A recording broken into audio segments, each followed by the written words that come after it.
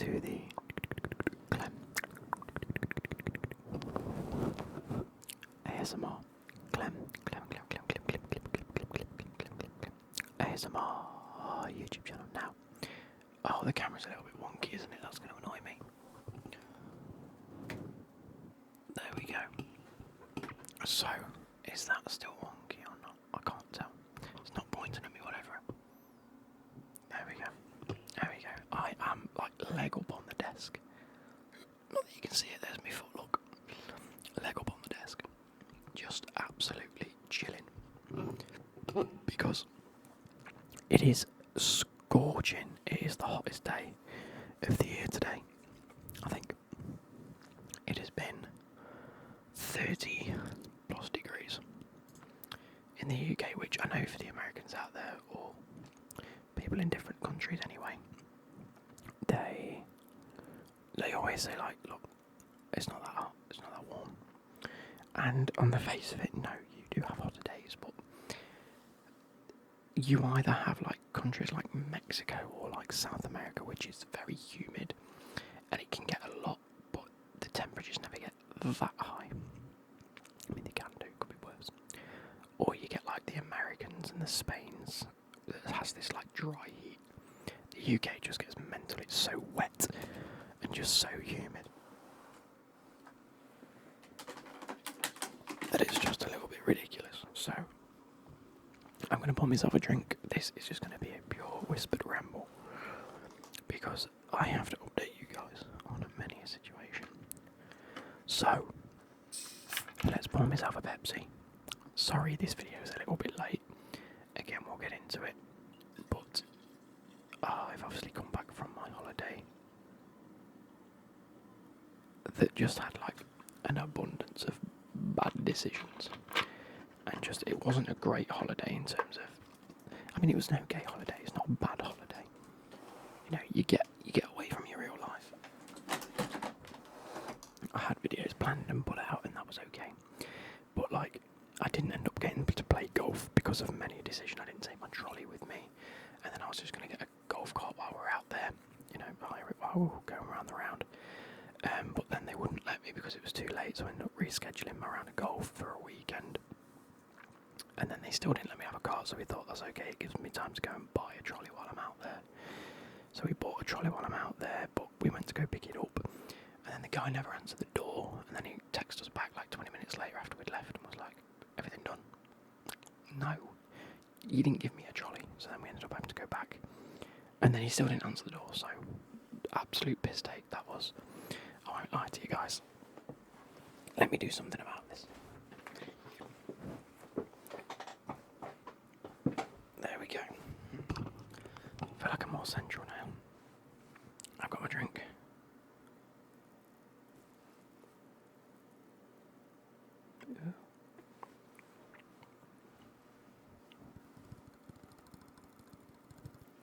Got my drink. Let's put my feet up again and just chill out. There we go. So yeah, that wasn't great. And then Becky decided, look, even though you can't get that, you just go to golf on the weekend. Just take a couple of clubs with you that you can carry by hand and just have some fun. So by the end of it, we were like, okay. So on the way to golf, we had a blowout in 2 tyres. So 3-hour recovery later, and 2 new tyres on a Sunday morning before we were due to come home. And I didn't get to golf, so a bit of a nightmare holiday, but positives. I want to talk about the Club World Cup. Let me grab this. FIFA Club World Cup, there we go, bash. Let's talk about the matches. So, the last time we updated you guys, you know, it was like the second round, third round I'm not going to go through. Round of 16 was good. We had Fluminense that beat Inter Milan. That was a really good game. I watched that. I woke up in the morning to find that Al Hilal had beaten Man City. Massive result.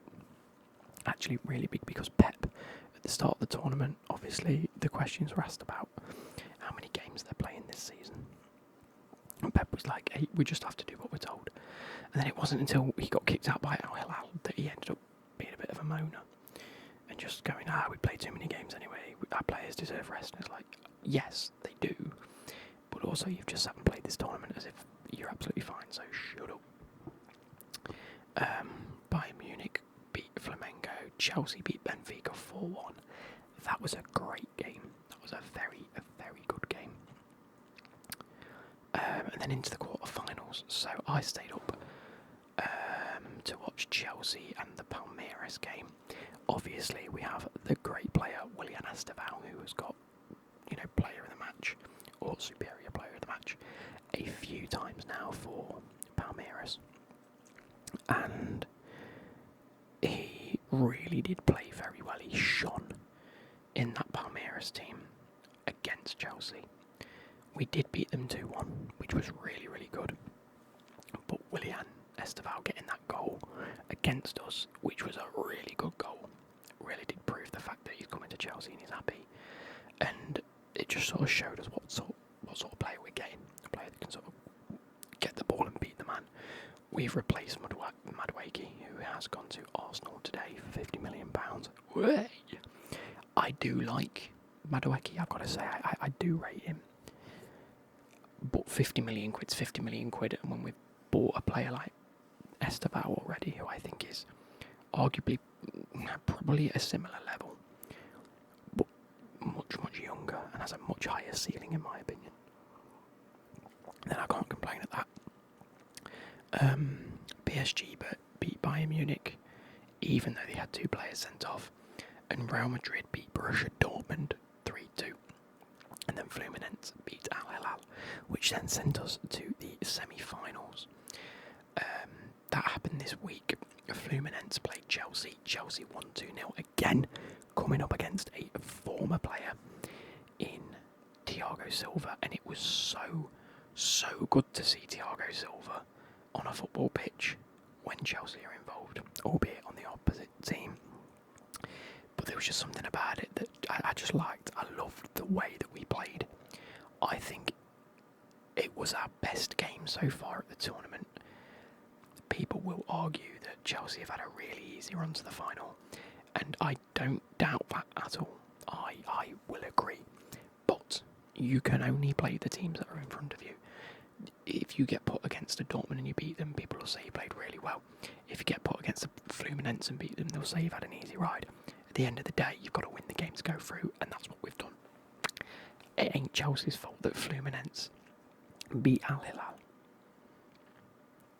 You know what I'm saying? Or that, okay, think of it this way. If Man City had beaten Al Hilal, it'd have been Man City Fluminense, and if Man City had won Fluminense, then it'd have been Chelsea Man City, and people have been going, whoa, that's a good game. But they didn't, because Al Hilal beat Man City, and Fluminense beat Al Hilal. So, at the end of the day, the better teams at the tournament have been winning. It's just how it is. Anyway, let's not get sidetracked. A very good game there. João Pedro is really good. I really like Liam Delap. I no longer like Nicholas Jackson, that's been said. But I watched the Fluminense match, and the first goal, and I just want to say this, it felt so nice to have a striker. So the ball got played in from a cross, and it got sort of deflected outwards into quite a bit of space at João Pedro's feet. Now, any other player that we've had as a striker, like Jackson or maybe even Tyreek George still at this point, what has tended to happen is they get the ball and they panic a little bit. They sort of haven't really got that composure. And even Liam Delap looks like he's got the composure, but he always looks like he wants to beat the man. What João Pedro did really well, and it's so simple, and it sounds so like ridiculous, like over-analysing this. But what he did was take a touch, set himself, and have a shot. The ball got fizzed into him off a deflection. He controlled the ball, looked up, saw that he was in a bit of space, took a touch to set himself, and then just wrapped his foot around it and scored the goal. Great goal. Really good goal. But so simple.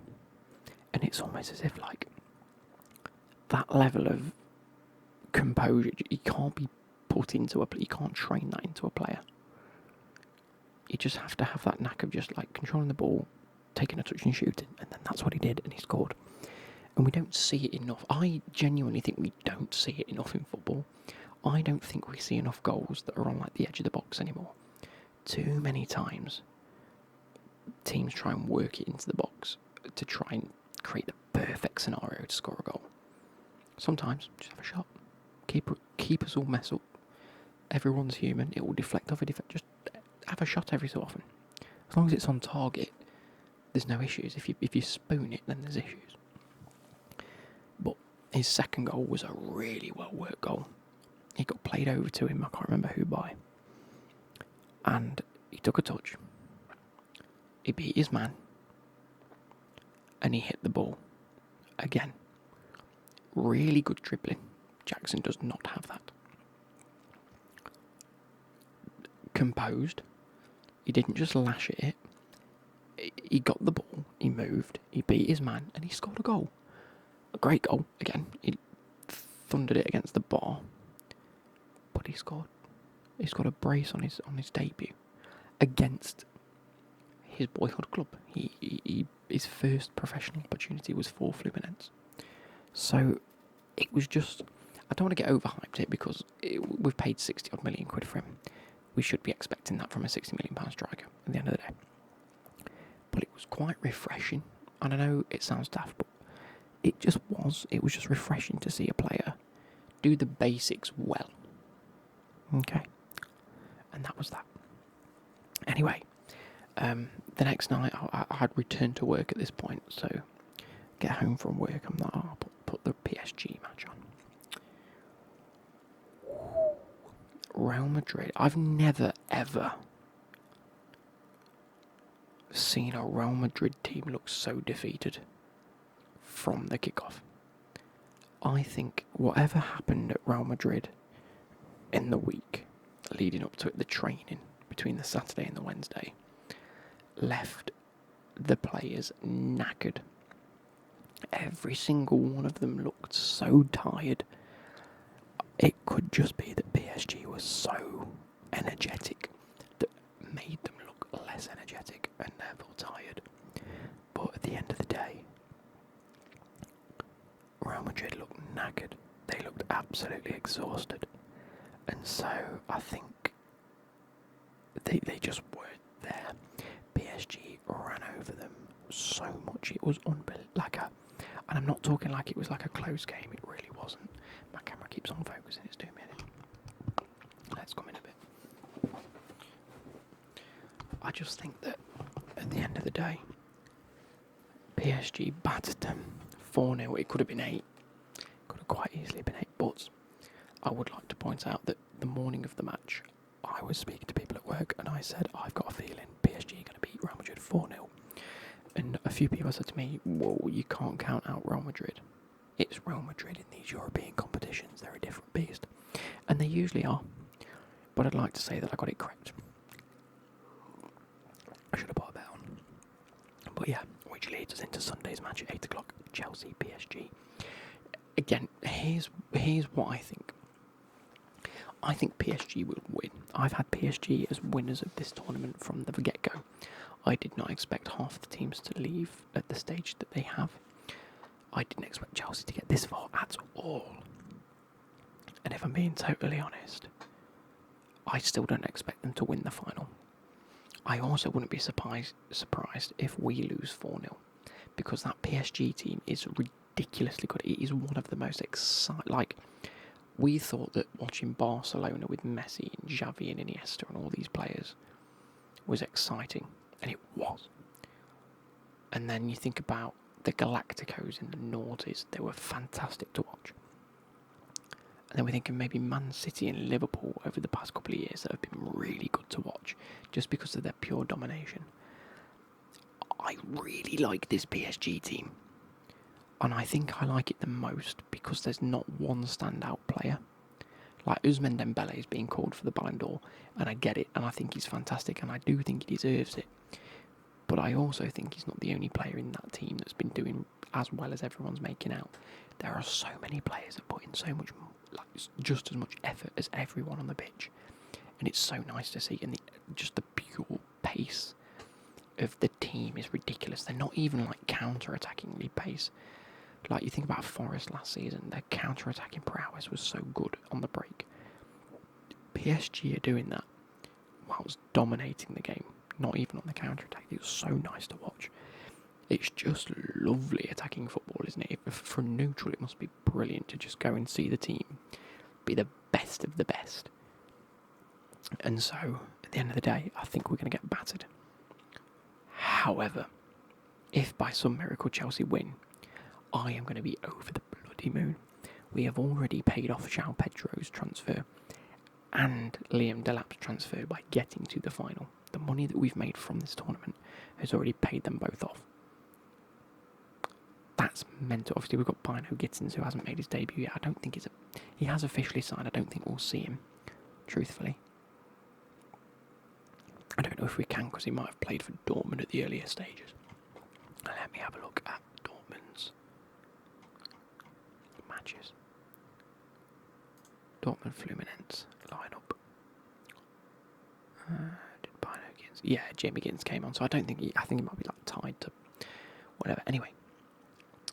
That being said, I'm going to make my prediction. I'm going to go 4-2 PSG. I think we might score some goals against them and do a bit better than Real Madrid. We've also had a day longer to recover, so that might help. Anyway, on to the second part of this video, is talking about a big change that's coming. Oh, it's a massive change. It's not really for you guys, but me and Becky are planning on moving out, and I say planning very loosely because we have already put an offer in for a house that has been accepted, but our house isn't on the market yet. We are in the process of selling our house. We're just waiting for the photographer to come round and take photos, which isn't scheduled for another week and a bit yet. So until that gets rolling and we find potential buyers for ours, we can't really progress any further, which is a bit of a stalemate. But it's going to be fun. I am moving a bit. It's further away from work, which is a slight issue because it already takes me about 45 minutes to an hour to get home. I'm looking at maybe an hour and 15 to get home now, if not a bit longer. It's longer in the morning, so I might be more tired. I might be less energetic for videos. Not that I'm energetic for them anyway. But we'll cross that bridge when we come to it. It's just a lot closer to Becky's work, so she might be able to help do a lot more that I'm doing when I get home. And it's closer to family, so it's probably better for the dogs that someone's close by if there's any issues and things like that, or if we want to let them out during the day, because at the minute we can't, but we'd like to, so things like that. And there's more, like, room. There's not more room in the house. The house doesn't feel any bigger. If anything, it feels a bit smaller. But I think the issue with our house at the minute is our front room feels like it's too big. Like, we just have a sofa and a telly in there. We're never really in there because I'm up here doing this. Becky's reading books. She's in bed. She's sorting the dogs out, whatever it might be. I'm cooking in the kitchen. The kitchen's my sort of area in the house that I spend most of my time, either up here in the kitchen. Becky's is upstairs in the bedroom reading or sorting the dogs out. And so we want to better utilise the house. I feel like the house that we're moving into, or would like to move into, as long as everything goes okay and things progress at a quicker pace in the next couple of weeks. But therein lies a lot of stress over the next couple of months of me having to sort out everything, on top of the fact that I've once again moved into a different role at work. Again, you guys might not know, but sort of just after I had my operation on my hip, which is coming up to a year ago, middle of August I had the operation, and we're in the middle of July, so we're a month away from it being a year. I had a numerous amount of weeks off work, and then going back to work, I moved into a different department as a sort of like a return to work sort of policy of staying off my feet for a little bit until I'm back into the swing of things. That then got extended because I was helping out a department that needed the help. And then come January, I took a permanent position in that department. Now, I've loved my time in that department, but a more senior role has come available in my previous department, so I applied for that job a while ago. Was informed probably a couple of weeks ago, probably about 4 weeks ago now, that I had got that job, and my start date is in August. So I'm once again moving back into a more senior version of my previous role, if that makes sense, which I'm really, really looking forward to. But I've got to get back into the swing of doing that. So again, what I'm basically trying to say is the next couple of months of me moving into a new job role, potentially moving house, which we'd like to do, is just as long as everything goes to plan, we will be moving house. It's just a lot to deal with all in one go. Like, it's big enough moving jobs, it's big enough moving house. Put them together. Now, luckily for me, I'm not leaving company or anything. I'm probably going to stay at the company for the rest of my life. As long as I choose to, I'm happy with that. But as long as opportunities keep presenting themselves, I'm going to chuck myself at them, because that's just me. So, chin chin, cheers. Stay hydrated in this heat. With the house moving, things like that, the more details I find out, the better it is for you guys, because I can share them details with you. And then when we come to move in, I can do another house tour. Like I said, the house has more potential in terms of the rooms that we've got to manoeuvre. The kitchen's nice, the downstairs is lovely. It's really, really nicely decorated, and I'm not changing a thing because I just love the way the house is already styled. Things like cabinets are already built in, bookshelves are built in, so Becky's got all of her books to put away. It's going to be really nice. There's certain things in the house that we want to get, but there's also a lot more potential with the garden in terms of space. We can look to extend and add rooms to the house and get a conservatory and all of these sort of things, which we don't really have with this house. It's like, it's good and it's big and we've got plenty of rooms and we have got plenty of space. It's just not the best utilised, and there's no real actual expansion. So watch this space is what I'm trying to say. We'll get to it, we'll do okay. And when the time arises, we're hoping that everything will be finalised. As long as I'm happy, sort of mid to end of August, it gives us a month and a half, 6 weeks, to potentially sell ours and just get the ball rolling. It'll only take a couple of weeks once it's sorted, because, solicitors, they take about 4 to 6 weeks anyway. But as long as all the checks get passed and, all the shit that comes with moving house, then I'm happy. But that's the plan. So, I hope you guys have enjoyed.